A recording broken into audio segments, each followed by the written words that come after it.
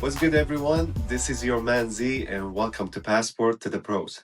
Our guest today is the person who started as a player, turned into one of the elite scouts, international scouts. He actually was the youngest scout in the NBA back in the days with the New Jersey Nets. He also spent a decade with the Lakers. He was part of three championship winning organization that I think speaks a lot, but then turned more into player development. And recently he's one of the elite uh, player development coaches specialized in shooting. I wanted to welcome the Italian legend, Adam Filippi. Welcome, coach. How are you? Well, thanks for the introduction. You made me feel very important. I appreciate that. But I'm glad to be here, so thank you for inviting me. Thank you. Great. Thank you for accepting our invitation. Like I mentioned earlier, I was introduced to you by one of my mentors, one of the people I look up to my whole life, Mr. Kevin Greavy. And you have no idea how highly he speak about you, about your work ethics. And then when I got to know you and the player you work with, I saw your touch on their skills, on their character on the court. So to have you here, I'm beyond thankful for the opportunity. Great to have you, Well, coach, thank you. again. Thank you very much. Adam, great to have you on the podcast. Thank you so much. I think our audience is really going to appreciate all that we're going to talk about today. As I mentioned, we will cover a lot of your career, but also what's so valuable for our audience is your insight and any advice you can give to young basketball players looking to become part of the game, whether as players or any other paths. So let's get into it. I mean, I think we really want to know about you and your path to start off with. Can you tell us a little bit about yourself? Where did you grow up and how did you get into the game of basketball? Sure. Well, my background was very much international because my dad was Italian. He was somewhat involved with basketball. He was kind of like a playground legend in Italy. He didn't play professionally, kind of self-taught. My mother was from Michigan, Italian blood, but born and raised in Michigan. My brother and I were born in Michigan, so we had a very much a back and forth lifestyle. So very multicultural. And I had the great fortune of growing up in the 80s, going back and forth with the States, where we had the best basketball I've ever seen.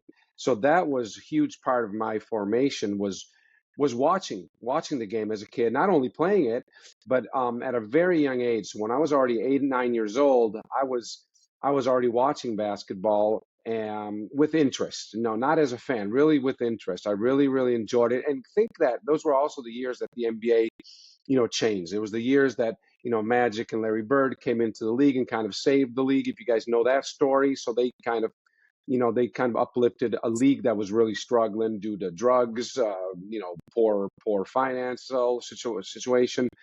So I fell in love with basketball. At the same time, living in Italy, the Italian basketball was the second best league in the world. And a lot of the players, remember, used to have 23 teams in the NBA. So now you have 30 teams and you have 18 players, 15 plus 3 or 16 plus 2. You used to have 12 players for 23 teams. So a lot of really good players would end up playing in Europe. So when I was a kid, I saw, Bob McAdoo, Michael Ray Richardson, Joe Jellybean Bryant, Kobe's dad, Adrian Dantley, a lot of players that were either done playing in the NBA, they didn't find room anymore, and they came to play in Europe, but they came to play. They didn't come just to get a paycheck. They really wanted to compete still. And you also had good young players that couldn't make the league, that would have made the league today, but they had to go to Europe. So I was really fortunate to be exposed to unbelievable brands of basketball. At the same time, Italy was growing from a technical standpoint. The coaching, the league itself, the youth programs were very good. And during the summer, I'd go do uh, really elite basketball camps when I was 12, 14, 15 years old in the States. So I got really a taste of both brands of basketball. And that was a huge thing for my development as a fan, as a player. as a future coach and scout. So really, I always looked at the game as a global game, and my background was kind of set that foundation. Excellent. Well, I mean, that was going to be one of our follow up questions, which was, how did playing abroad impact your approach to basketball, as opposed to what it would have been like if you had only been exposed to basketball in the US? Well, there are a lot of positives and a lot of negatives. First of all, my career, I'm going to be perfectly honest, my career was cut very short and it really never took off. The system in Europe is that when you're 18, 19 years old and you're good enough, you're probably going to join the pro team. You're going to be kind of on the roster. So you're not playing, but you're practicing with the pro team while you're still playing with the junior team. So it's kind of like a JV and varsity format, but the varsity is pro.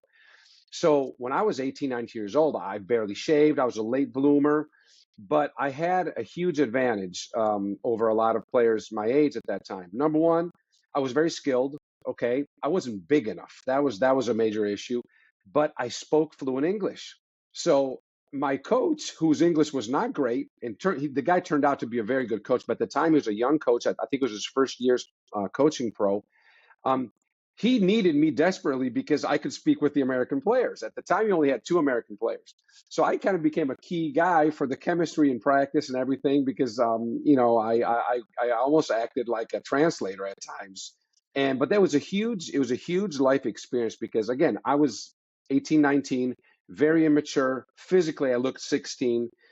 Um, and I'm getting my feet wet with professional players. The team wasn't great, but what happened was you had an American player who played in the NBA, Pete Myers. He was Michael Jordan's backup with the Bulls, then played for the Bulls a long time. But he was a player who came to Europe, but he was always hoping to go back to the NBA. And in fact, he did because he was a very good player. Then we had another very young player who was just drafted out of college who wanted to go to the NBA, but he turned out he wasn't good enough. And then you had a few veteran Italian players who were at the end of their career, and you had some very young players who were at the beginning of their career. So and a rookie coach. So it gave me, an objective. It was very interesting. Now I can look back at it and I said I learned so much looking at the different situations and how hard it is to be part of a team when everybody has different goals. But it was I played in the preseason a little bit, had some moments. Then I hurt my knee, and my career really never took off. I played in the B League, which is kind of like the Italian second, third division, for a few years. I was a decent scorer, but I never really figured it out. I was always a step behind. I had a few injuries. I tore my ACL. That was obviously an issue. And sometimes you just got to realize you're not good enough. You're not good enough. Now, I could have been if everything had aligned, if I had been more mature, if I had learned how to shoot, the way I learned later on, earlier, I think that would have been a huge difference.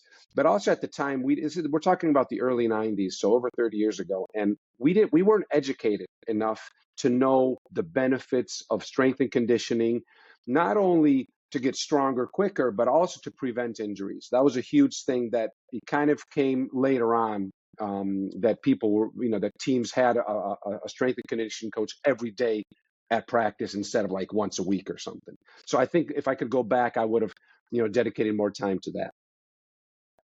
Wow, thanks for sharing. I mean, I was enjoying just getting to know you more. I And was hey, telling I Mike, quit when I was 25. When I was 25, I was done. When I was 25, I realized I was going nowhere. I was making, the equivalent of like 20, 25 grand a year, which is not a salary that you could really, base a career on. So it was a very short-lived moment, but I learned a lot. and how it translate later to for the scouting position. How did you turn from a player Um, more into front office operation stuff? I don't think my playing career, my so-called pro or semi-pro career influenced that much. It was more, I think, my passion as a young kid. We would buy every single magazine. We didn't have the internet, so we were forced to buy all the NBA guides, the digests, all the yearbooks, the Street and Smiths, all these great Hubie Brown magazine. We had so many magazines, and you would educate yourself. So that just kind of fueled my passion to not only playing but also knowing everything. And I didn't know, but when I was 9, 10 years old, I knew every player in the NBA. I knew every jersey number. I knew every college. I knew every height, every weight. It was just like, obsessive. And my brother, my whole family was like that. So we loved to play little quiz games and stuff. And I didn't know, but I was preparing to be a scout. I didn't know that. Okay. But I can tell that when I was with the pro team in Bologna, the GM and the head coach would ask me about players because they knew about my passion. They said, "Do you know this player who played whatever at Iowa?" And I said, "Yeah, I do. I watched him play." So it was kind of interesting how, I was preparing for this job before I ever even knew it. But one thing for sure that helped me with, I had great coaches. I played at great basketball camps. I was a skilled player. I was the kind of kid you call out to show the spider drill or something in front of the rest of the players. I got invited to clinics to be the demonstrator. So those things kind of helped me a lot to then be able to identify and evaluate players. Like, does a player execute this or that skill properly? That was definitely something that was thanks to my upbringing, the coaching that I was exposed to. Wow, certain stuff in life is just meant to happen. They say God I think walk you so. through certain paths just to prepare you without you even knowing. Yeah. Wow. Yeah. What? One thing that stuck out to me as well, which I think translates across opportunities for young people in any industry, is the language factor. Like so many times, I think making sure you know that second language and being in the right position It's so huge. that it's huge. It's huge. It's something that not just young players, but anybody, like having a second language in certain situations, especially abroad, will open up a lot of doors. Yeah, but both ways, because I can tell you, okay, for a foreign person, my huge advantage was that I spoke English without an accent, because you have great coaches in Europe right now who are better than 90% of the coaches in the NBA. They'll never get a job because once they interview, yeah, their English is good, but the players will look at them differently. And it's very hard to kind of look past the language. It's not a language barrier, it's just different.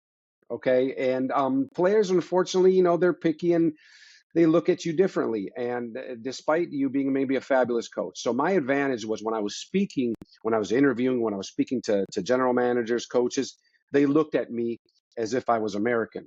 Okay. So that was huge. At the same time, I can give you so many examples of some players that were so successful in Europe. They came to Italy, for example, and they didn't expect Italy to adapt to them, but they understood they needed to adapt to the league, Together. to the people, to the culture. Joe Bryant was a great example. Mike D'Antoni, another great example. They played here for years. They'd still be living here if it was for them. They learned the language. They sent their kids to Italian schools, not to American schools. They embraced the culture and they became Italian. Okay, that's something that American players struggle with sometimes, whether they go to Asia, whether they go to the Middle East, or they go to Europe. You're the one who needs to adjust and not complain all the time. Well, in America, it's better. And this is like when you complain about a restaurant. Either you embrace the culture and you accept it for what it is, and remember, you're here for a job. They're paying you to play basketball. The least you could do is adapt to the style of play, the style of coaching, and the everyday habits. Wow. What a lot of knowledge, a lot of knowledge here. So, Yeah. can you tell us how did you end up getting your first NBA job? You were the youngest scout, so how that came to the surface? Well, that's kind of an interesting story in itself, and I'm We're hoping here for the that, stories. yeah, no, I'm hoping, and again, there are a million people like me that had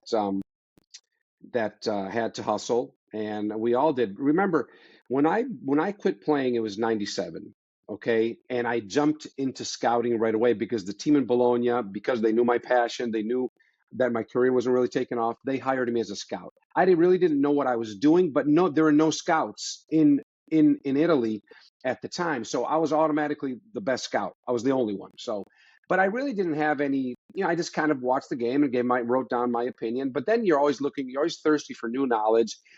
I'd start meeting NBA scouts that were coming to Europe, because this is the period where you had the Nowitzkis coming out. Nowitzki gets drafted, and 27 teams don't know who he is. Andrei Kirilenko was drafted, and he had not played a single game of pro basketball in Europe, but he had played in the youth tournament. So, somebody took a flyer on him. So now teams are getting they're a little bit under the fire. And the general managers are like, well, who is this guy? We don't know this guy. So European basketball started really being on fire at a time that I was getting into scouting. So the timing was perfect and into my advantage. But it's not like I was a total expert about all the prospects in Europe. What I started doing was I started going to all the youth tournaments, started meeting people, and I'm like, wait a second. Okay, it's pretty cool that I'm working for the team in Bologna. It was a EuroLeague team. They had Dominique Wilkins. It was a great team. It was an NBA budget team almost. And but I'm like, I got to get to the NBA. And how do I do that? And I realize now that when we look at 25, 26-year-olds, we're looking at them as if they're just kids. And I get it.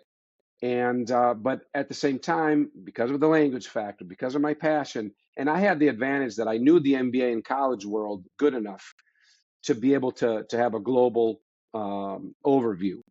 And we recruited a player in Bologna whose name was Marko Jaric, who played in the league maybe 7, 8 years. He was drafted, played for the Clippers, played for Minnesota. He was a good player, started for a while in the league, and we recruited him. And he was a high level prospect at the time. So a lot of NBA teams were coming over. I take him out to lunch, take him out to dinner. Next thing you know, I'm begging teams for a job, and nobody's like giving me a job. So as somebody once told me, in order to get a job, there are 30 teams, right? Well, your job is to get rejected by every team except for one. So, I start calling teams and nobody knows you really. And then you go to tournaments like to Portsmouth. And at the time you had another event, which was the Desert Classic in Phoenix. And you start meeting people, shaking hands, offering free information about players. And next thing you know, a lot of teams are calling me, and New Jersey gave me a job. It wasn't really exclusive. Their offer was $20,000, which I thought was a lot of money at the time. But that opened up doors. As soon as I started working for New Jersey, other teams started calling me. So then I started a scouting service to try to kind of accommodate all the teams. Nobody was really ready to give you a full-time job with a full-time salary at the time for international basketball. Then over the next couple of years, from like 99 to 2001, every team started looking because they were just missing out too much on players.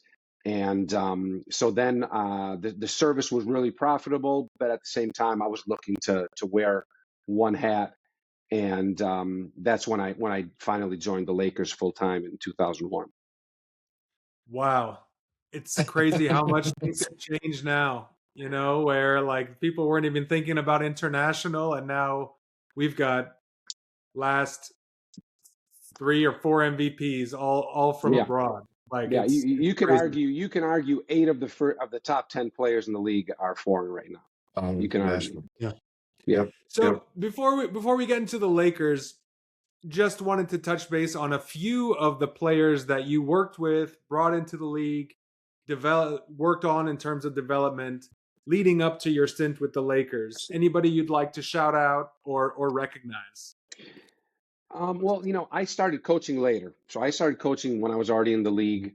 That was not even was not even a thought in my mind to start, coaching. It was not something I had interest in. I just didn't think I was good enough, and I didn't see it. My dream, not my dream, but I kind of knew that I was not GM material. But I thought that maybe my job would evolve someday into like an assistant general manager or something like that. So yeah, I'm not the leader type to be a head coach or to be a general manager, but I think I'm good at assisting those people. And it's important even for players to know who you are and what you're good at. But so I wasn't really I wasn't working with anybody individually yet. But there were a couple, I wouldn't say success stories, because I mean when you're scouting, your margin for error is huge. I mean, if you get 7 out of 10 right, you're an unbelievable scout. You're a great evaluator. It's impossible to never make a mistake. So when you're getting 6 or 7 right out of 10, you're doing a hell of a job. So I would say that there are a couple players that I think the rumor circulated that I was a big fan, and that opened up. Then I gave me credibility. One of them was Manu Ginobili. He was the second to last pick in the draft in '99. I was trying to get in the league. I did the draft with Houston, with the Rockets at the time, and they were really nice to me, but they kind of looked at me as if I was a kid. It's okay. And they had 3 picks in the second round, and it was the years that Akeem was starting to. He was like, I think he was about to retire. Okay, and Dennis Lindsey, who's great executive, he was kind of their player personnel guy, and their priority was to draft a big men, eventual big men. Keep in mind they drafted 2 big men that never played in the league. And the guy that I was kind of pushing for, because I thought he was sexy and he played in Division II in Italy, was Manu Ginobili. And they did not pick him. They had 2 picks, and then he slipped to the second to last pick in the draft. And everybody says how smart San Antonio is, but if San Antonio was that smart, they would have taken him in the first round instead of the second to last pick, based on some video. But a few years later, Dennis Lindsey comes up to me and says, "Hey, I'm not going to forget. I remember that you were pushing for Manu Ginobili." And I was honest. I said, I loved the kid. I thought he was great, but I could have never imagined he would have become, what he became, a multi-time All-Star and just one of the most fun players to ever play. Other players, I think later on, when I was with the Lakers, I think it's more when you're scouting, it's more the mistakes that you don't make that kind of give you credibility. Because people may remember, okay, when you say Adam drafted so-and-so, it's not true. It's a whole process. At the very end of the day, the GM and the owner have to make the final call. So I find it ridiculous when somebody says, I drafted that guy or some shit like that. I'm sorry. It's just a little too much. Let's remember our roles. But there were players later on, the Marc Gasol one, that's with the Lakers. That turned out to be one of the greatest picks of all time, because for where he was drafted, I think it was like 48, to become, it's kind of like the Jokic story. It's kind of like Jokic. Late second round player. You think he's going to play in Europe. Maybe someday he comes over and he's good enough to be a backup. Well, after Marc was drafted, we realized this guy's really good. And there was no way we were going to be able to pay him. He ended up in the trade for his brother. And then I think for 4 or 5 years, Marc Gasol was the best center in the league when he was in Memphis. I thought he was the best center in the league. He was that good. So that was a huge success story, but I would never take credit for that. I don't make the final call. And again, if we were that smart, we would have taken him at 20 and 19 instead of 48. So it's the same old story. So you get lucky, but there are a lot of players that were super hyped. Teams drafted them in the lottery, and I said, these guys can't play. So those guys, and I've been wrong a bunch of times too, don't get me wrong, but there are so many times that I just didn't see it. And I said, this guy can't, he's going to be a bust. Starting with Greg Oden, I just didn't see it. He's not going to be a great player, and the rest is history. I was wrong about Frank Kaminsky in Charlotte. I thought he would be a great player, and he wasn't. But look, again, you make 7 out of 10, you're a hell of a scout. That's awesome. I pulled up an old interview of yours from the Bleacher Report in 2010, and there was one quote that really stuck out to me. And you said, "I like to find American players that may have developed their games overseas that could be NBA ready." Can you talk about that a little bit more? What do you mean by that? And what is the benefit of that combination? Well, that was a big when you think of scouting, 90% is dedicated to the draft. Okay, so college scouting and then international scouting was the majority of scouting. When I was with the Lakers, we did not have a pro scout, somebody that would scout NBA games, for example. Okay, that's what I did in Sacramento. That to me is one of the most important jobs, because then you only remember your opponents, how they play against you. You haven't done enough research, and you remember 2 games a year instead of 82. So it can get really tricky there. Same thing when a player when a player leaves college, and you kind of remember how he was in college. He may go overseas, he may play in the G League, and you really haven't paid much attention to him. You kind of cross him off your list. But again, there's so many players who just kind of slip through the cracks or develop later, because it's very possible that you go to Europe, and that happened a lot when I was scouting. That there were some good players, maybe drafted in the second round, maybe they were cut after 2 years, maybe they were not good enough at the time, or they didn't get the right opportunity, and then they went to Europe, and they got better. They played, number one, they got better, they got stronger for whatever reason. They got their confidence up, and then they realized they belong, and they came back to the NBA. Maybe they were when they were 26, 27, and then they had good careers. So it could be an American player who went to Europe, got better, and comes back, or it could be even a European player that was not drafted, and then around 25, 26, you're like, wow, this guy's pretty good, and then he comes to the States. Those guys are ready to play. Coaches, NBA coaches, hate the draft because they know that 90% of the time a young player is not going to help them. That's where the clash begins between front office and coaching staff. Coaches want players that are ready to contribute and help them win more games. Organizations instead have to invest in the most talented player that can be the best long-term fit. So it's a very tricky situation, and that's why coaches and GMs get fired, because they can't get along and agree with that. So when you propose, and over the years, I'll give you an example. When I was in Charlotte, we fell in love with Bojan Bogdanovic, not the one that's still in the league, the bigger one, had been drafted by the Nets. They had no intention of bringing it over. It looked like we could have got him for a future second round pick. It was for nothing, really. Our coach at the time was Steve Clifford. He fell in love with the guy because he knew that he was ready to come in and play 20, maybe 25 minutes a game. So for him, that's a better investment than going after a free agent that was, a nobody, or that had failed already in the NBA, or to draft a player in the first round and just hope that he pans out. So I think that's something, a big part of scouting should be not only looking at the draft, but also looking for players that may have developed overseas over the years and are ready to play. That's the advantage. One of my clients, Simone Fontecchio, he's the only Italian player in the NBA right now, plays for Miami. He was a late bloomer, got to the league at age 25, 26. But he's in Miami's rotation. He's an 8-point scorer, plays about 15, 18 minutes a game. That was a good find. He wasn't even drafted. Utah had gambled on him like 4 or 5 years ago. Now he's been in the league 5 years. He's a solid player. He's not a star, but he's a solid player.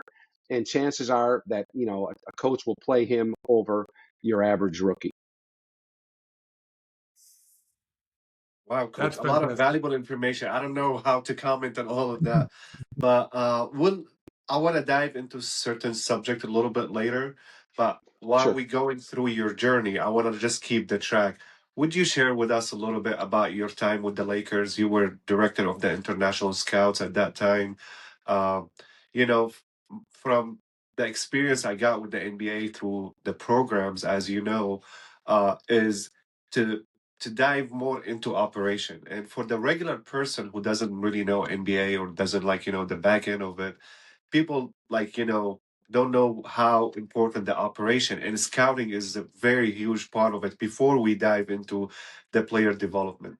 How was your time with the Lakers? Being international scout, I think it was like officially at that time that the league is moving more globally. So, would you share a little bit about your time with the Lakers? And it's, one of my favorite teams. So, personally, I would like to know more. Well, looking back, there's something about the Lakers. It's kind of like, it's kind of like Ferrari. It's kind of like Juventus. It's kind of like the Dallas Cowboys. There's just something about it that's kind of just this aura. And For I'll be sure. honest with you. I grew up. We also lived as a family. We lived in LA. I was a huge Laker fan since I could remember. I was a Laker fan. So I went to the Lakers kind of as a fan also. I knew everything. I knew more about the franchise than the actual people that were working in it, because I was such a huge fan. And I knew the history. I knew the 72 team. I just knew so much trivia. So when they asked me to join full time and not work for anybody else, it was a no brainer. Um, when I went to the first training camp, I'm looking around and I'm like, what am I doing here? And everybody was an NBA legend or either had played. Keep in mind that Kevin Greavy and I were basically the only two people that were in their operation that were not former Laker employees or players or coaches or some. There was no affiliation. So that actually said a lot. So they hired me because they needed me. And but I'm first of all, the team had Phil Jackson as a head coach, Jerry West as he was already on his way out, but he was basically still the president. Oh, rest in You peace. Yep. had Kobe Bryant, the best young player in the league. You had the MVP. You had Shaquille O'Neal. You had tremendous role players. With Robert Ory. You had Rick Fox, guys that Brian Shaw, guys that were very famous players, although they weren't superstars.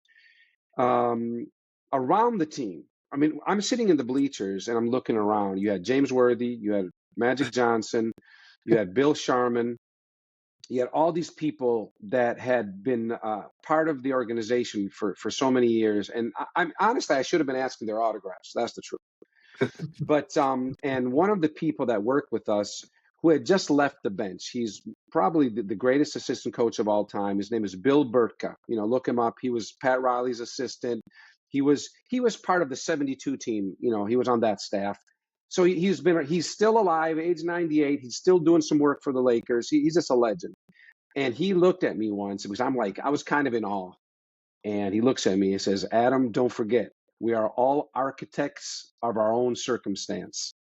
So it's like, so basically it was like, kind of like, hey, you did something right to be where you are today. So with the Lakers, it was a dream initially. And I'm going to be really honest. Winning is fun.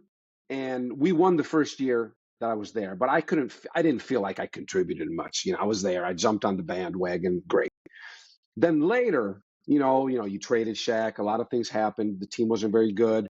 We rebuilt that, and we went to the finals 3 years in a row. We won the back-to-back with Kobe MVP. And honestly, I did feel that the staff contributed something to that success because we had been there long enough. The downside of working for the Lakers was they were the Lakers, and they looked down at you as you're just an employee, and you are very replaceable. So we were not. Our salaries were very average, and you start to get that itch. And it was also a family-run organization, Sure. so it was very hard to grow from a professional standpoint. If I could go back, I would have left after 3 or 4 years because it hurt my career to stay that long and never have a chance to move up. And I obviously when you're doing this, you got to feel that you're good at it. And I felt I was pretty good. I felt I could have done a lot more. So when the opportunity came, I was very happy to leave.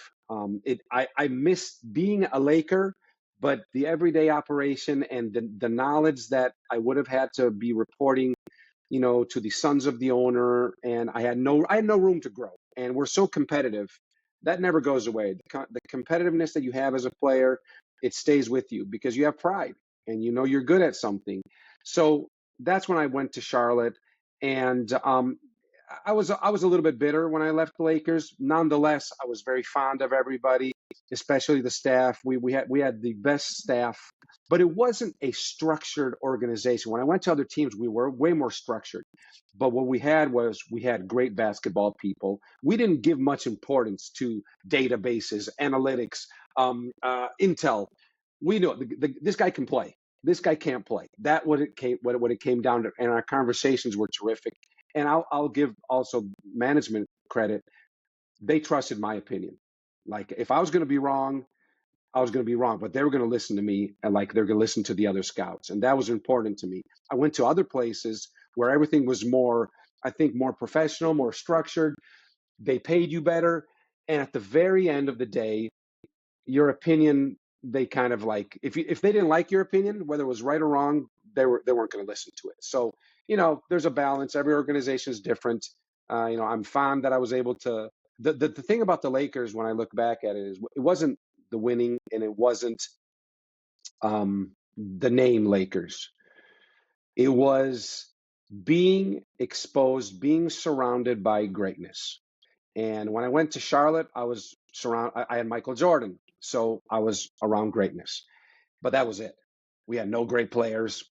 The staff was good, but it wasn't the same thing. When I went to Sacramento, same thing. So with the Lakers, I could turn around and say, "Oh my God, that guy over there is Phil Jackson." And he's actually asking me questions. I knew, you know how sometimes you hear, well, we didn't know. Like when I was there, I didn't realize. Well, when I was with the Lakers, every single day that I watched Kobe Bryant practice, every time I watched uh, Phil Jackson coach, I knew that that was a treat, and I realized every moment that that was special. So that was something, and being privileged to see the behind the scenes with those guys, I learned a lot just by shutting up and observing. Oh my God, I definitely jealous right now. But at the same time, did you leave at the same time with Mitch and Kevin Grieve? Everybody left to No, Charlotte at the I same left time? before. I left Okay. during the lockout. See what the bitterness with the Lakers kind of started when we won the two championships in a row, and they really didn't. Everybody got rewarded and the scouts did not. I'm just saying, maybe an extension, a little bonus, something that happened with all these other teams. All the other teams work that way, so that's what we knew. And the Lakers didn't do that with us. So I was ready to leave. But then the lockout happened. And when the lockout happened, they said they were not going to pay us during the lockout. And that was extremely disappointing because other teams did pay their scouts. So we were left out in the cold, and that was a great opportunity for me. Charlotte came with an offer right away, so I couldn't. I could. Some people waited a year or 6 months to go back. I couldn't do that. I needed to work. So Charlotte came. They gave me a deal. They gave me a pretty cool position, and although I missed my friends and I missed the Laker, I missed being a Laker. Charlotte was like a G League team. It was just a horrible team. That was the fact, and we never really turned it around. With that being said, a lot of things were really really good. But I left in 2011, and those guys at the end, the scouts, they went back afterwards, and I didn't do that. So that's life. Very nice. Before we move on from the Lakers, I just want to give our audience a chance to know and hear from you as someone who actually spent time with the late great Kobe Bryant. You seeing him develop and work over those years, really honestly key years in his overall development. Is there something about his approach to the game that many people maybe are not aware of, that when you see it in person, it's just different or special? Well, that's one of the greatest treats that I had, and it's very easy for anybody to tell Kobe stories right now. And just because you're affiliated with the organization, you could say, "Well, he taught me so much," and make it a cliche story. But the truth is that there's no doubt that for what I'm doing now, for scouting a little bit, but it's not fair to the other 500 players in the NBA to compare them to Michael Jordan, Kobe Bryant, and LeBron, and so on. It's just not fair, okay? Because those guys are just unique. But when it comes to how a player approaches the game and the dedication, and every clinic I do, any camp I do, anytime I'm working with a player, I always kind of remind them that being exposed to Kobe, people think that Kobe worked 20 hours a day and he all those crazy shots we saw in the highlights, those turnarounds with three people on him falling out of bounds, people think he practiced that. Well, no. Kobe was a master at the everyday basics. He mastered the basics and he renewed that confidence every single day. He would do basic pivots that we would have 12-year-olds do: front pivots, reverse pivots, inside pivot, outside pivot. So he had a salute. If you watch his footwork, he has the greatest footwork of any player of all time. Okay, whether it was in the post, in the mid post, or out on the perimeter, he always had an answer for how the defense was playing him. And that's because of dedication. Also, when Phil Jackson came with the triangle, there were warm-up drills that they would do that the footwork was important. But if you look at Kobe's execution, the footwork, the players today are all in a hurry. Okay, they don't want to do the boring stuff. They want to do the fun stuff or the more difficult stuff. But then they don't know it's like you want to do math problems, but you don't know 1, 2, 3, or you don't know your ABCs. Okay, if you don't know the basic, it's very, very hard to progress. And if you skip progressions, your development is going to be sketchy. You're going to be good at this, not good at that. Kobe, every single day, whether it was in the weight room or it was on the court, he would start with the basics and build up. He would do a very basic thing in the mid post. He would spin the ball, jump stop, turn around. Then he'd add a little shake. Then he'd add a little fade. Then he'd add a dribble and then the shake. And then it would just come together. And to watch that and to see how disciplined, he would take no shortcuts. And that's what I tell players all the time. You see the funkiness, you see the flashiness. I was able to see the everyday dedication to the basics. Once you master the basics, that is permanent. Okay, that is like riding a bike.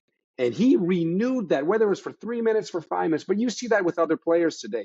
If you go watch teams warm up, you see the Steph Currys, the JJ Redicks, the great shooters. They will start with basic routines and be religious to those every single day. They're going to do the same thing all the time. Kobe was I think he was maybe the first player to do that. Same pre-game, same pre-practice, same after practice. Like the pros, your 2 hours of practice is not your days of work when you're a great player. It's the treatment. It's what you do before. It's what you do after. It's what you go when you watch video on your own. It never stops. But I'll tell you a quick story that one of the assistants once told me. In 2008, we made it to the NBA Finals. He was MVP. We ended up losing to Boston, which was a much better team at the time. And we were probably ahead of the curve. And we lose in Boston the last game by 30. I think we lost 4-2. It was fair. They were better than us. Then we were better than them a couple years later. But going back on the bus, we had reasons also to be happy because it was a great season. Kobe was MVP. We made it back to the finals. Kobe gets back on the bus. He goes up to every single person almost, to the coaches, to the assistants, to people. Says, what can I do better? Where did I come up short? So he looked at himself instead of pointing the finger that the fact was the team wasn't good enough. Okay, we had just gotten Powell at midseason, but Andrew Bynum was out, so we weren't good enough yet to win a championship. But he went on the bus. He went to every coach, every person, every personnel person, I think to his teammates too, and asked, "What could I have done better?" That tells you everything about him.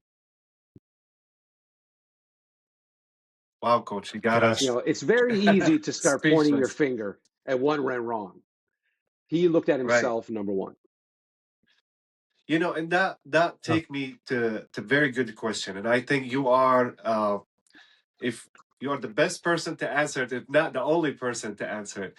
Do you think that got to do with the difference between the American players and the international players? I kind of have the same grow up like you did, playing overseas, learning like the basic of basketball, playing teams where under like 16 and 14, but yet get to practice with the first team. Do you think Kobe's time internationally in Italy make him understand that it's all about building Huge. skills more than being flashy? Because I think that's one of the problem nowadays with the new generation, especially here in the States. Huge. Like before you come to NBA, it's all about travel teams and your ranking overall and all this stuff. Do you think this got to do with that, or what's your take on the difference from Well, a player today, development point? it's a huge thing, but times have changed. But at the time when Kobe was here in the 80s and early 90s, Italy, the youth programs were at their best. All of those coaches that were in the youth program at the time, they became head coaches because they needed to make more money. They became pro head coaches, EuroLeague coaches. So, but at the time, Europe was the best. To this day, people still consider Kobe Bryant the best Italian player.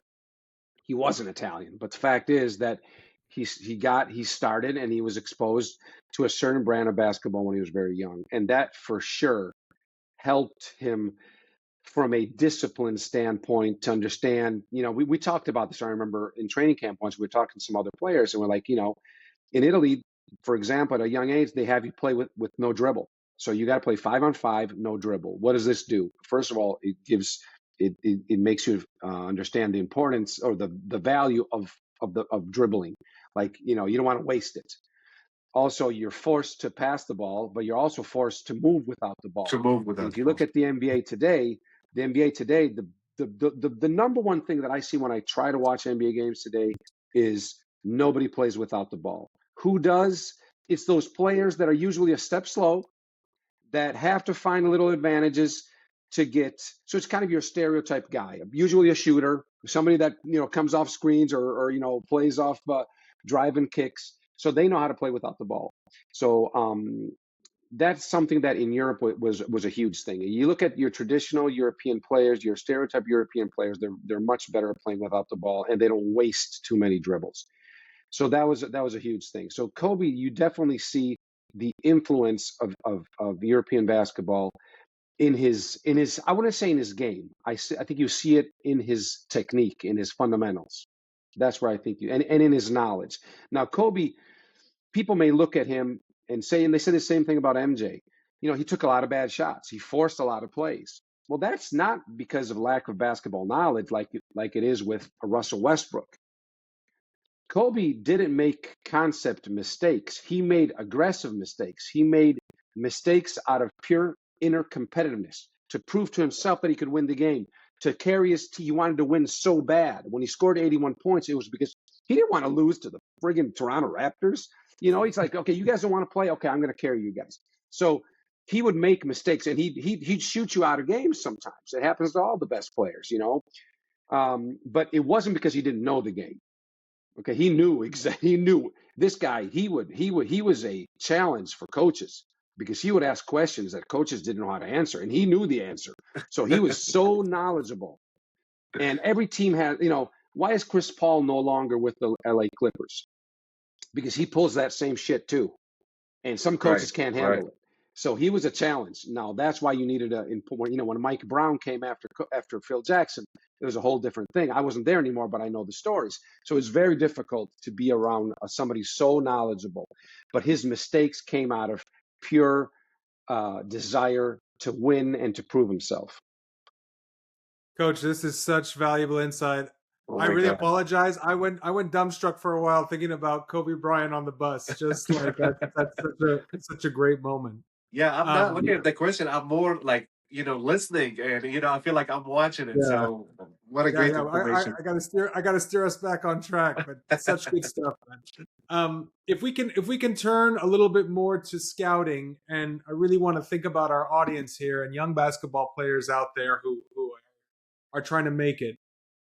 As a scout, what are the top 3 things you're looking for in terms of young players? They don't have to be 3, but I'd like to give our audience out there an idea of what someone like you is looking for when you see them out on the court and off the court. Sure. Well, that's okay. First of all, I'm going to start with a little jab towards today's NBA. When I started being a scout, you had to have certain qualifications to be a good scout. Today in the NBA, anybody can be a scout because they're hiring based on your ability to make a list on Excel, your contacts. So basketball knowledge is no longer the number one qualification to become a scout. That's terrible for people like me because I'm a purist and I'm true to the game. And it's great for your everyday fan who has a chance of becoming a general manager someday. This is happening already, whether we like it or not. Call me old fashioned. I am going to stick to what makes basketball great, and that is your technique, your fundamental, your bag of fundamentals. What is your skill set? To me, your skill set should remain the most important thing when identifying a player. Like, how does he execute his footwork, passing? And let's not think about the NBA for a second. If you could pass, shoot, dribble, chances are you're going to make your team, whether it's in high school or in college, at whatever level. Chances are you're going to be able to make the team. Either, you know, now to play in the NBA, obviously, the NBA, we got to make this clear, because for some reason, society today, everything is politically correct, and you can't say this, you can't say that. But guess what? Basketball is a discriminating sport. Let's make this crap clear. It's not for everybody. Okay, well, that's why Adam Filippi becomes a scout, because he's not good enough to play. You know, it's very simple. You're not good enough to do this. You'll become maybe a doctor. You know, you'll find your way. But in order to play the game in the NBA, skill set and physical / athletic abilities. I mean, it's just the bottom line. If not, everybody would play in the NBA. It takes a certain size, positional size, quickness. You have to be so special to overcome lack of physical athletic abilities. And it's easy to look at Russell Westbrook and LeBron and say, oh my God, great athletes. But the guys that impress me are our friend Kevin Greavy played 10 years in the NBA. Okay. He played the guard position. So kind of my position. Even today, Kevin's older than me. I look at him. He's twice my size. He's bigger. He's stronger. His chest. He was quicker. There's so many things. So talent isn't even the main issue right now. You know, so again, basketball is a discriminating sport. If you do not have the physical athletic abilities to play a certain position, you have very limited chances. So then your skill set is important. So those two things are the most important things to me. Now, other things come into play, of course.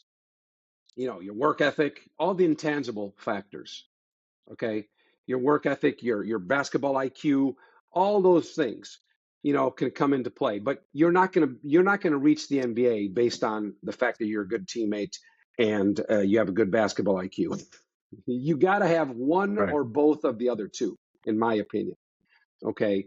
You know, right now the NBA is obsessed with information. This gives the non-basketball people purpose, so they can find Mhm. information, research, call all their AAU coaches, their college coach, get all this 20 friggin' intel reports that tell you about the kid. And by focusing on all of that stuff, the analytics and on the intel, you're focusing on that and you're forgetting about what really matters. And it's, can he pass? Can he shoot? Can he dribble? Can he jump? Can he run? Can he stop? And all that. So that's where I'm having a hard time with today's NBA and today's especially the NBA, but in basketball in general. I think there's a saying, when you get too complex, you forget the obvious. So we're trying to reinvent a game, a beautiful game that's just, you know, a joy to play and to watch. We're reinventing it with new things that are not as important at what really does matter, and that's skill and physical athletic abilities. My opinion. Great I opinion. think I'm on your great side, opinion. actually. For me, that brings up a question and a topic that I think gets discussed a lot, and we sort of touched on it earlier about, again, US versus Europe, let's say, at this point. And we mentioned about, you know, the top 5 players, some of the top 5 players in the NBA currently, and last few MVPs being from abroad. In terms of youth development, how do you compare how we approach that in the US versus Europe? And do you have an opinion on pros and cons to both? Yeah, that's a huge topic, and things have changed because coaching at the youth level in Europe is not as good as it was. It's dipped the last 10 years easily. But in general, going back to kind of the stereotypes, in general, at the youth age, and I'm saying 12 to 18, 12 to 18, the teaching in Europe has always been far better in Europe than it was in the United States. I can tell you because I played in both at the same age I played. I was so much more advanced when I was in high school in the States. I was so much more advanced skill wise. And I had a better knowledge of the game because of playing without the ball, a lot of things, more, better teamwork, less star power. Once you reach the pro level, though, it's the opposite. In the United States, players, the good players, the guys that make it, the guys that have a chance, those guys, their work ethic is so good. American players' work ethic, their dedication to individual practice is far better than the international players, because international players were brought up playing 12 months a year. So you're getting coached and overcoached and all this. Then your season finishes, you're with the national team. So there's no time for individual practice once you reach a certain level. But the teaching at a youth level is very good. In the United States, once you get good, you get to college, let's say, that's when your work ethic really kind of takes over, because don't forget, the high school season and the college season is even the NBA season is extremely short. It's really 4 or 5 months in high school and college. And the NBA, it's kind of like 7 months if you don't make the playoffs. It's a short season. So what are you doing the rest of the year? So that's where I think American players, Americans in general, they're more obsessed with working out, doing the extra, dreaming, and just having better work ethic. I think I see that in every walk of life. Even people that don't do sports. I think Americans are harder workers than Europeans. There's no doubt about it. Just think about the Italians and the Spaniards. They go take a nap. They take a siesta every day. And on Saturdays and Sundays they wake up at noon. It's just a different lifestyle. So I think at the college and pro level, American players in the United States, they have much better habits to continue to get better. Europeans, they're so busy and everything is evolved around the idea of team that there's very little time for individual dedication. So it kind of reverses once you get to the pro level. That's the way I see it. Some of the arguments that I've heard is that European players, despite that, have a lot more access to regular practice versus in the US being very committed to, let's say, AAU, and they're playing a lot more games versus practice. Would you say that's accurate and that's a factor, or not really? Yeah, no, it is, because the fact is, look, there's a word that I hear so much and it's used improperly. Parents, kids, they want exposure. So AAU, it gives you exposure, but it also exposes you. So it exposes your flaws. So it's, we're focused on being seen. But if you're being seen and they write up that you can't play, or you have poor footwork, you travel every time, you're a poor teammate, all this, it's not helping you. Your exposure is hurting you. So that is a huge issue. I think these kids, I understand the reason for playing. Basketball is fun. You want to play games. But if you're not complementing that with individual practice already at a young age, 16, 17 years old, if you're not also investing in individual practice time with a private coach or somebody, I don't know what it is, but if you're not doing something, you're not helping yourself. In Italy, as I told you, basically it's an 11-month season. Then there's another month, and if you're a really good player, you'll probably be called with the Italian national team, with the youth national teams. So you're always playing 5-on-5.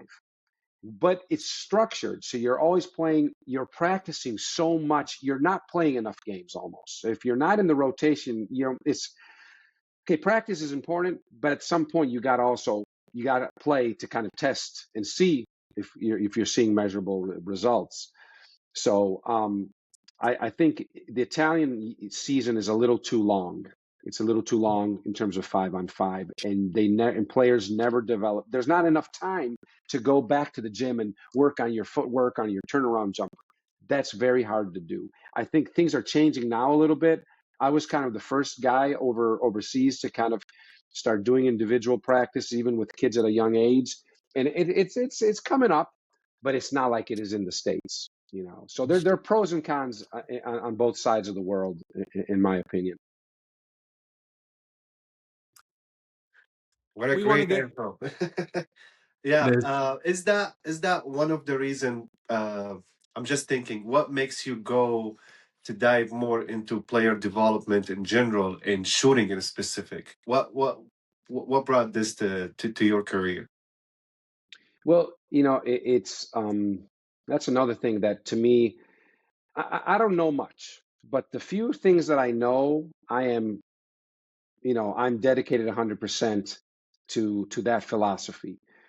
And if you think about it, a lot of scouts are former coaches that got tired of the lifestyle, and they're like, I don't need that stress. I want to be a scout. Okay, so the transition's opposite. For me, it was different.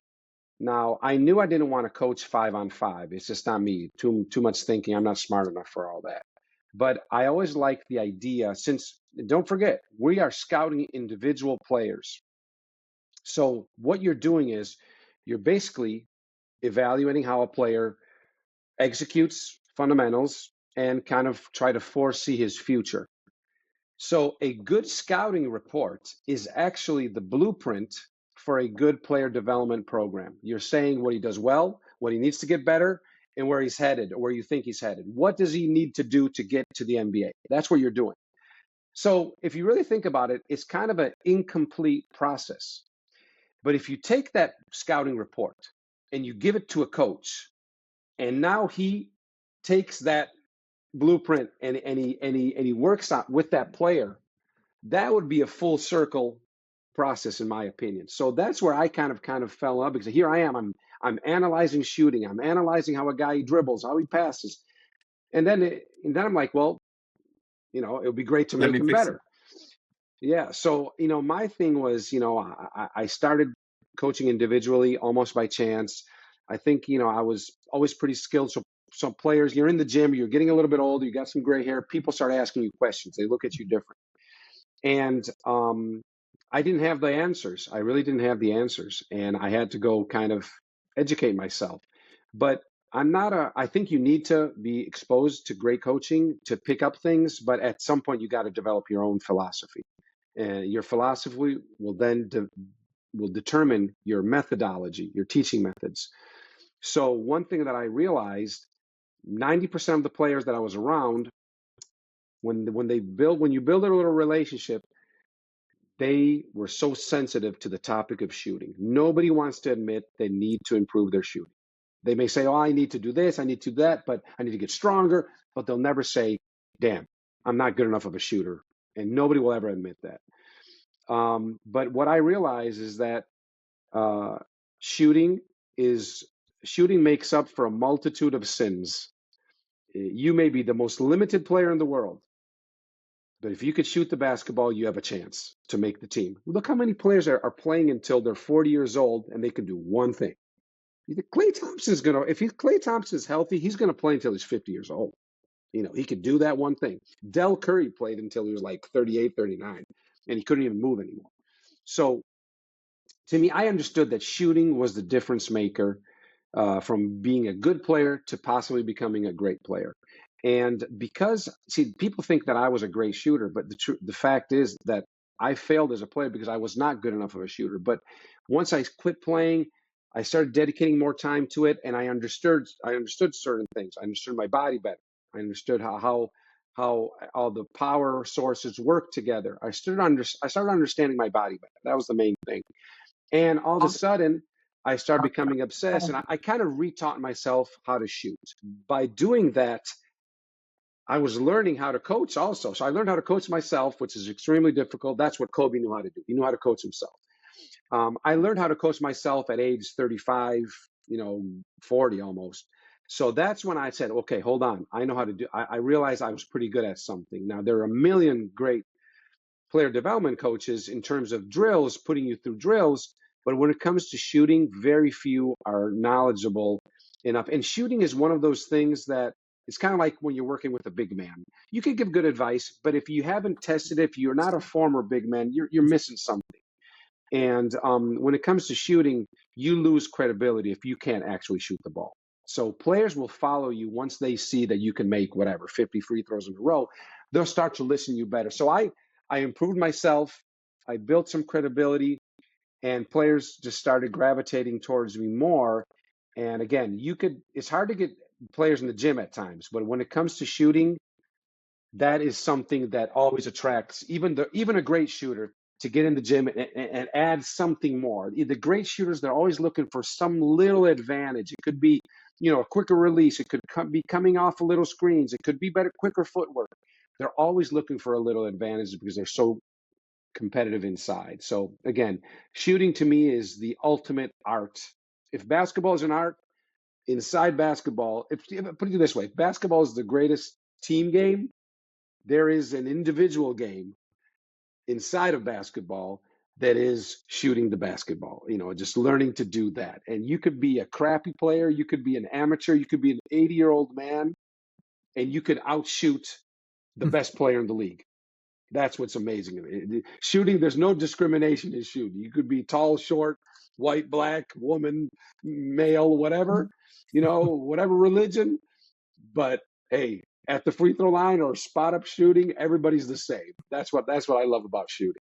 I tried to trash talk Kevin Gravy once, and I was like, I'm ready to go on the court to play 1-on-1 with you and show you what I got. He was like, I can shoot you out until the last day of my life. I was like, I respect that. I know you can. I know you can. Hey, he was a great shooter, lefty. Lefty. But when you look at guys like Kevin, even after all these years, that he doesn't play anymore, he just once he puts the ball in his hands, you could feel something boiling inside. And it takes a few shots to kind of find that rhythm, find that coordination, put everything in sync. But once it starts going, it's like riding a bike. It's like taking that fork to your mouth. It's like it's just so smooth, and it's like, okay, it's never going to go away for guys that were that good. So true. Can I ask, when you look at young players, what are the most common flaws you see in terms of shots that are things that can be remedied? Well, there's no doubt that talent, the idea of talent, having sensitive hands, a good feel for the ball. Because some people are born with that. Maybe they draw well, maybe they can play the piano, and having talent simply means that you could do hard things easier than other people. So some people have a special feel for the ball. There's no doubt about that. But the bottom line, to put the ball in the basket, technique is the most important thing. People talk, oh, it's just mindset, it's just confidence. Well, hold on a second. You can have all the confidence in the world, but if you have poor technique, you're not going to make shots. And now, in my opinion, the difference between a good shooter and a great shooter, that is mental. There's no doubt about it. The mental side there. And when I look at young kids, technique is the most important thing. I don't think the coaching in terms of shooting is good at anywhere in Europe, in the States. I think that's the most overlooked. People will go and shoot a million shots and get a million reps up, but they're not fixing whatever flaw they may have, or they don't understand what they're doing wrong. And that takes a delicate, takes some empathy from whoever is giving information. Because if I go, that's a big thing with me when they ask, well, how do you approach a great shooter?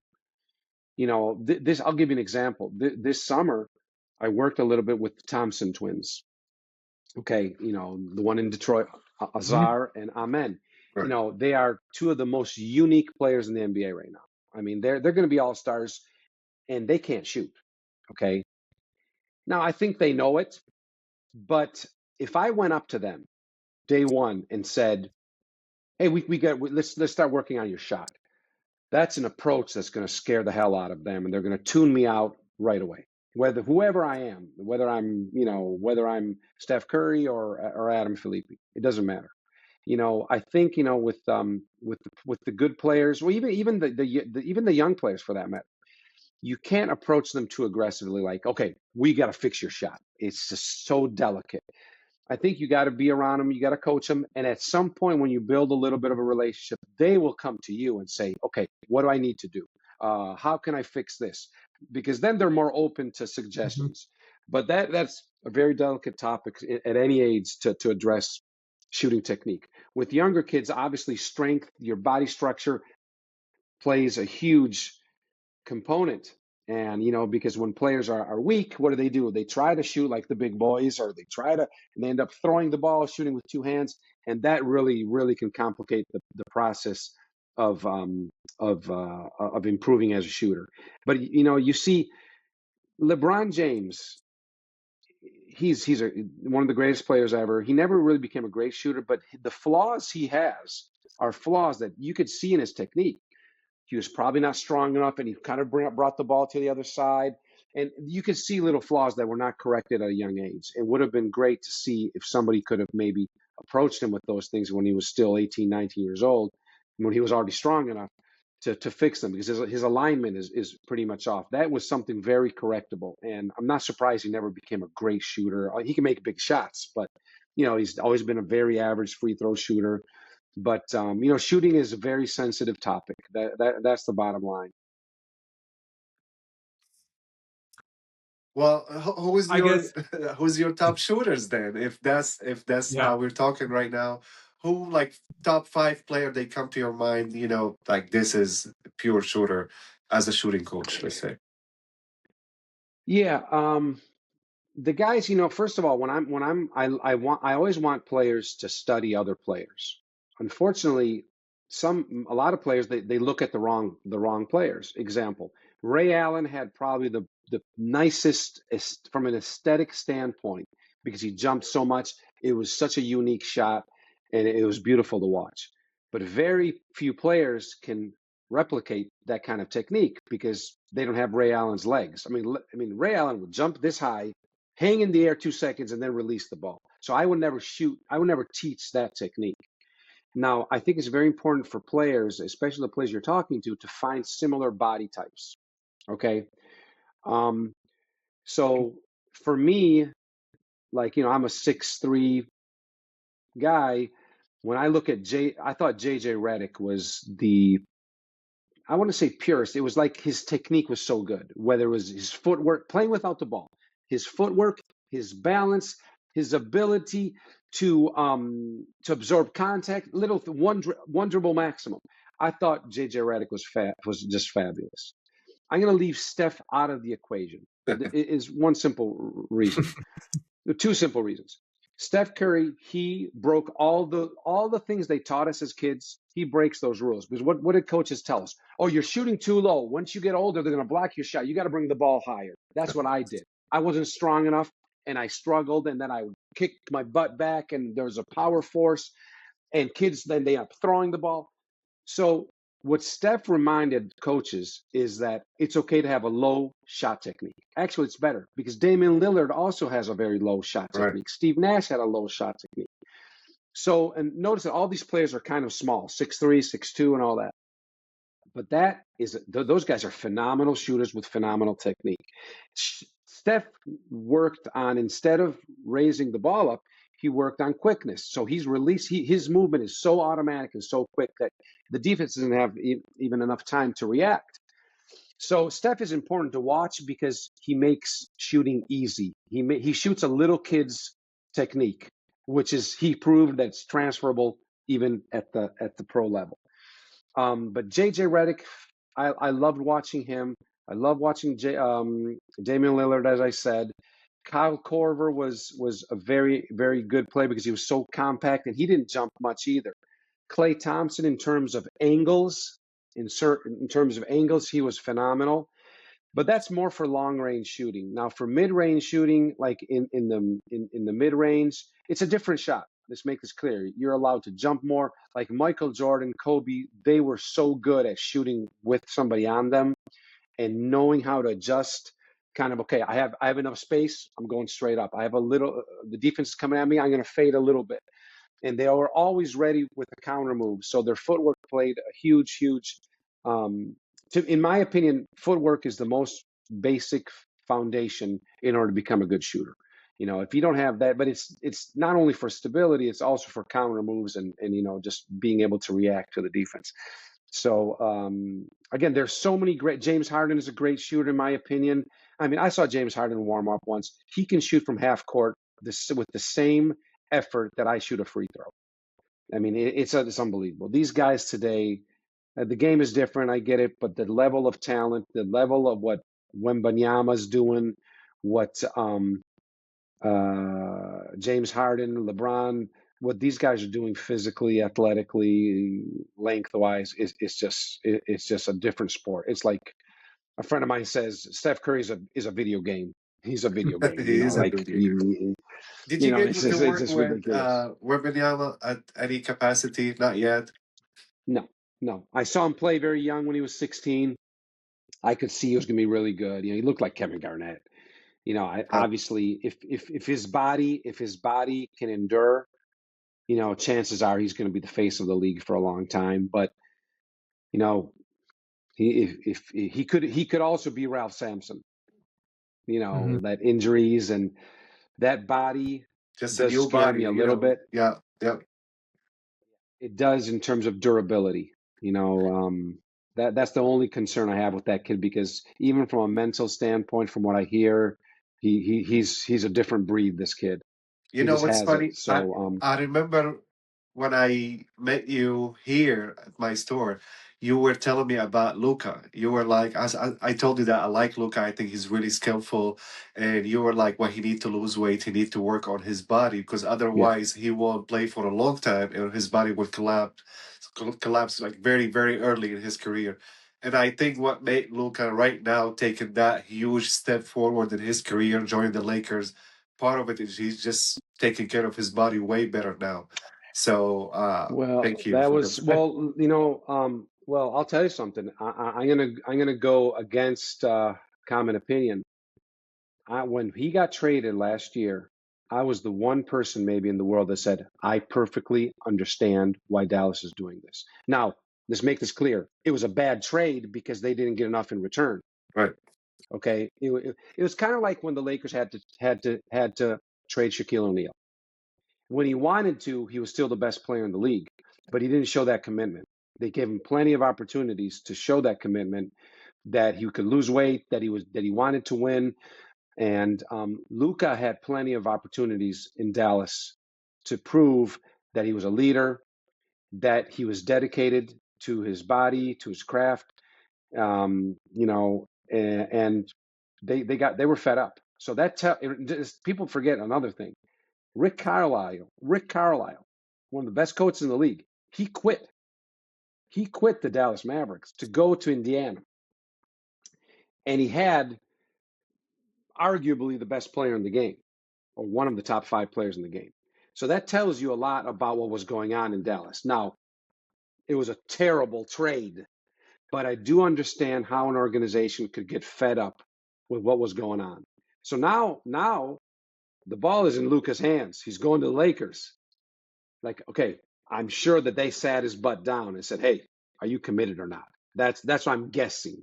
Okay, and again, if he can take care of his body and prevent injuries, that's the key thing. But there's another guy, just like Jokic. He plays. He doesn't base his game on athleticism. I'll tell you guys a story that's really interesting about Luka, and I use this as a teaching point all the time. When Luka Doncic came, everybody had doubts with Luka. When he was drafted, of course, he should have been the number 1 pick in the draft. I didn't have him number 1. I remember talking to Jerry West. I was still in Charlotte. He was with the Clippers. And we had doubts because he was phenomenal. Now, we thought, well, there's a chance that he may have to play the 4 in the NBA, because he's slow. He can't guard anybody. He's big, and it took him about 3 games to show that he could actually be the playmaker for the team.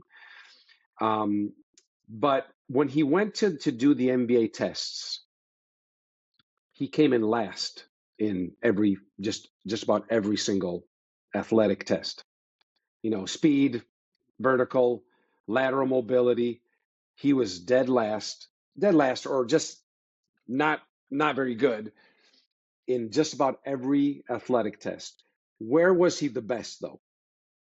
It takes some time. In athletic testing, where did he measure the absolute best in the draft?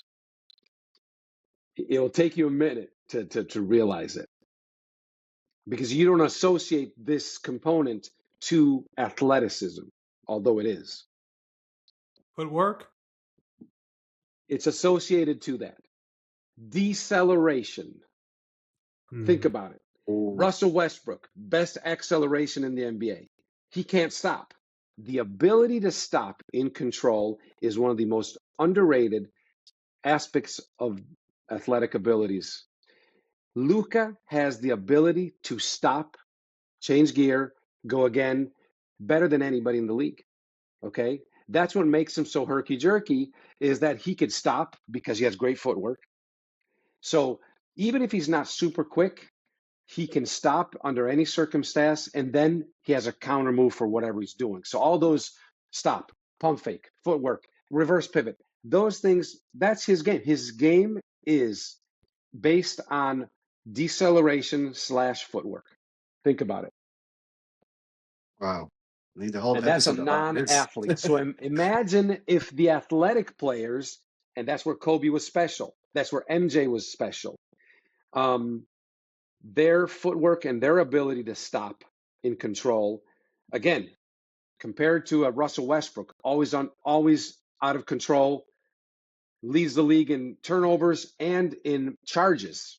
Okay, so that is the difference between an in control player and an out of control player, and that's where Luka is unique. And what does that get attributed to? Like, what physical strength is that? Is that I think it's legs? his footwork. That... I think it's technique. I think it's technique more than athleticism, but it affects your athleticism, of course, you know, because he doesn't have the extra. Yeah. He doesn't have the change of gear to go to be explosive. No.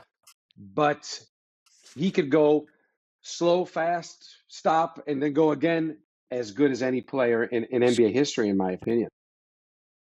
And knowing that's your what makes him body, so hard. knowing your And body. at 6'8", Yeah. you know, that's a, you know, Jokic has some similar qualities, but again, that's a different animal. But he doesn't really go at a high. But Luka, as a ball handler, advancing the ball, he needs to rely on ability to stop. And ability to stop, deceleration is such an underrated aspect in scouting. Wow, Coach, Wow. thank you so much for very, very valuable information. You know, I forgot myself. I'm just like I can sit here and listen to you for another 3 hours. You know, Yeah, Thank you. I I'm hope you'll come happy. back, Coach. I hope you'll come back. I think there's a lot of questions we left on the table, but I mean, I'm hoping you'll be willing to come back. I think we need part two, Oh, maybe one day. definitely need Okay. part two, 3, 4, maybe 5. Who knows? We want Yeah. to give you this opportunity as well to tell our audience about your books, your programs. Where can they find you? How can they learn from you? The floor is yours. And again, we hope to have you back. But is there anything that you'd like to plug, or to let people know about if they want to make use of all your insights, all your experience? Where would you direct them? Yeah, well, really, I'm at a different in a different point in my life now. I still love basketball, but I don't have the passion I used to have. I'm looking at the game differently. I love the teaching aspect. I encourage everybody to follow their dreams and pursue basketball, whether it's in the front office or it's on on the coaching side or whatever aspect. It's great to be part of a team. It's unbelievable, but I don't have that passion anymore, that I'm obsessed with it like I used to be. I've had 3 back surgeries. My family, I think they were affected by my career a lot. At this point in my life, I still enjoy the teaching aspect. Actually, that's what I like. I'm going to say this, and you guys are going to laugh and not believe me. I am not an NBA consumer. I don't watch games. I don't watch. Actually, I don't watch basketball. Period. I don't watch. Now, I work with a bunch of players, so I will watch their clips. Their on Synergy, I could pull up, their minutes, their plays. That's important to me. In order, if I'm going to work with a player, I obviously got to, know their game better than anybody. But I just don't. The game has changed a lot for me, and I try to stay pure to it. So my website is adamfilippibasketball.com. You can find me on Instagram. I am doing a bunch of clinics. I do get invited to academies, programs overseas, or high schools or colleges in the United States to do clinics. Usually with the topic being shooting, but skill development in general, and other things. I think, like you guys saw, we open up a lot of doors, and stories come, and my experience and things I've seen. So I'm somewhat of a storyteller too. But clinics, camps, individual training. Right now I'm working with, in my opinion, the most, well, I think he should get most improved player this year. I thought he deserved it the last 2 years, but Denny Avdia with the Portland Trail Blazers. When I started working with him, he was averaging 8 points a game. He was there in DC. You saw him play. Yeah, he's not good enough or whatever. Well, now he's an all-star. He's an all-star. He's a 26. He's flirting with a triple-double every game. It's been the most rewarding experience in my basketball career, was to see his development. So I'm kind of looking.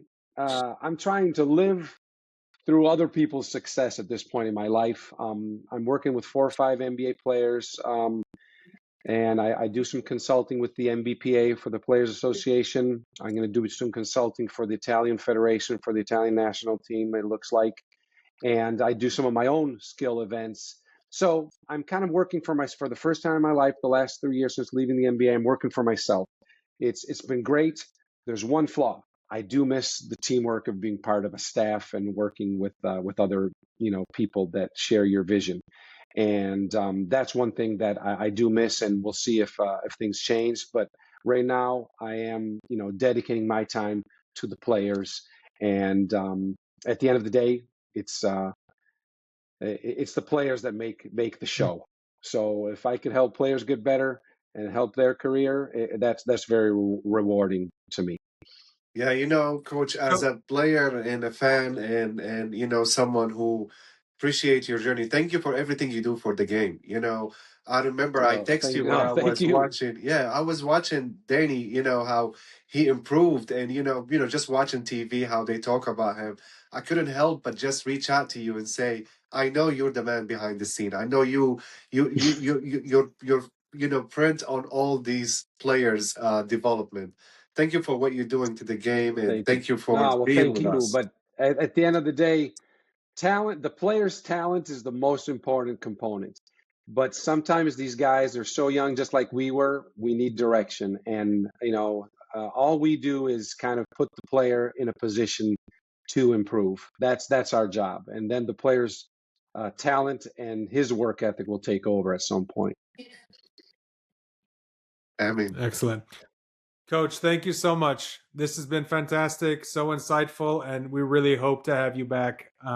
Would love to. Would love to. So, no, thanks. It was a great conversation, and I wish everybody the best. And please stay in touch. And hey, keep doing what you guys are doing. thank you, coach. Thank you, Hope to Coach. see you All the soon best. here. Hopefully.